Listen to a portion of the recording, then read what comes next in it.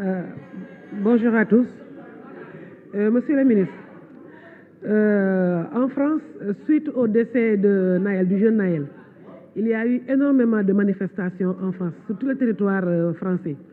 Mais à aucun moment, je dis bien à aucun moment, aucun manifestant n'a été abattu par les forces de l'ordre.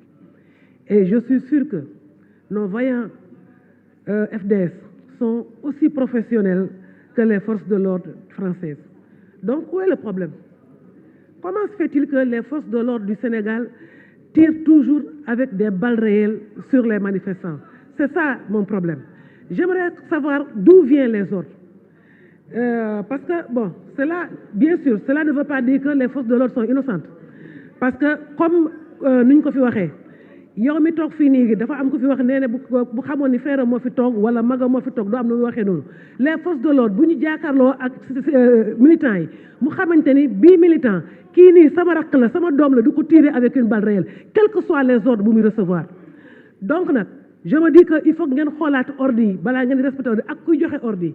J'en profite pour rappeler que en France après la Deuxième Guerre mondiale les préfets qui ont comment dire ça, les préfets, ils noté la population française sous le joug des Allemands. Ils ont répondu devant la justice. Et ici au Sénégal, il n'y a aucune prescription pour les crimes contre l'humanité. Lola Bogoroa. Monsieur le ministre, depuis 2021, yow ak sa 3 collègues yéen a ngi wax affaire force occulte, affaire rébellion. Vous vous souvenez, bu ñuy def commission yi au départ ci plénière bu mu commencé. Je vous avais demandé d'arrêter de parler de terrorisme et de rebelles parce que la Casamance a énormément souffert. Et elle continue de souffrir avec les balles réelles que vous êtes en train de tirer sur la population. Ce sont juste des manifestants. Monsieur le ministre, si vous autorisez les marches, du temps du président Abdoulaye Wade, les marches ont toujours été autorisées. Si vous aviez autorisé les marches, accompagner les jeunes, avec vos forces, vos forces, ñoo xamante ne ñoom ñooy chargé de la sécurité kon tous ces morts là du am mais encore une fois je ne sais pas lan moo tax vous ne voulez pas encadrer les jeunes et laisser les jeunes manifester alors que vous dites que nous sommes dans un état de droit. Quand on est dans un état de droit, quand on supporte la contradiction, on n'a pas peur. Même si Ousmane Sonko est un cadre koo xamante ne bu éminent bu grandiose koo xamante pour nga égaler ko c'est difficile. Il faut avoir le courage de l'affronter sur les débats parce que loolu la ñuy xaar dans un état démocratique. Monsieur le ministre, dafa am benn communiqué que vous avez sorti et le communiqué defe naa moo njëkk a génn le décret.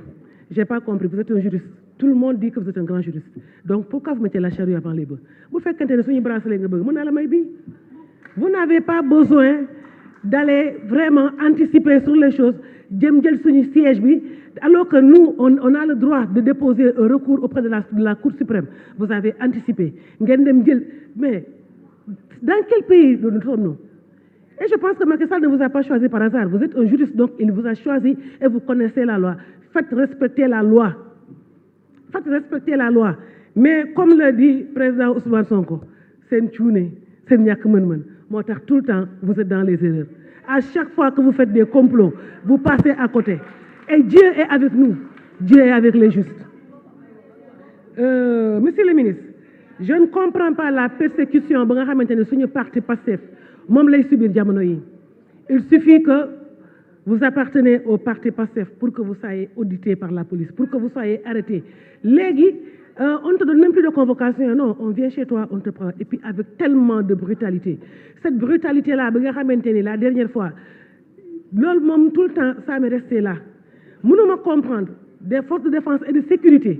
Aucun d'entre eux n'a eu la présence d'esprit que comme bouclier. Ils ont fait une soldaterie de corps et ce n'est pas normal. Et je pense que vous devez veiller à tout ça. On exige qu'il y ait des enquêtes parce que la CPI est là. Si vous ne faites pas votre travail, la CPI va le faire à votre place.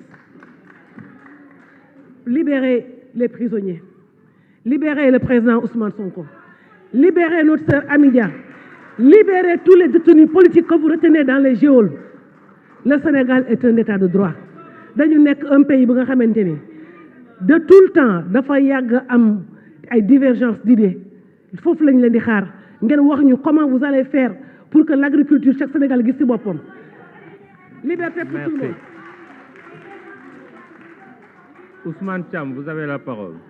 Abdoulaye